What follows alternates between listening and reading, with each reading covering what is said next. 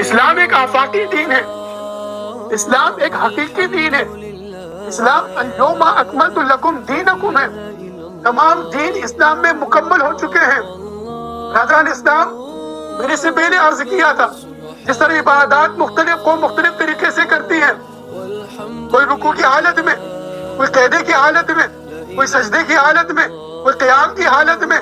اسلام کی اس نماز کے اندر تمام اتر وہ چیزیں موجود ہیں، جو آنکھ کھڑی ہوئی ہے، جو ہوا رکوع کی حالت میں چل رہی ہے، جو زمین قیدے کی حالت میں بیٹھی ہوئی ہے، جو پہاڑ قیدے کی حالت میں بیٹھے ہوئے ہیں، جو پانی جو ہے سمندروں میں، پانی جو ہے زمین کے ساتھ جو ہے وہ رینگتا ہوا سجدے کی حالت میں گزر رہا ہے۔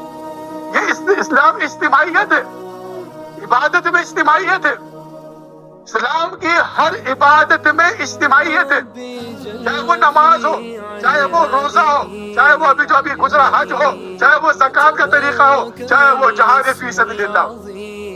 اسلام نے انسانیت کو اجتماعیت پہ لایا ہے، انفرادیت سے ہٹایا۔ لکل قوم ہاد، ہر قوم کا ہادی تھا، ہر قوم کے ہادی نے آ کے ان کو بشارتیں دی، ان کی جو اصلاح کی۔ اب حضور نبی کریم صلی اللہ علیہ وسلم کے بعد کوئی نبی نہیں، جب کوئی نبی نہیں تو پھر کوئی نظام نہیں، جب کوئی نظام نہیں تو پھر کوئی کتاب نہیں۔ برادر اسلام، میرے دعوت ہے آپ سب کو، آئیے قرآن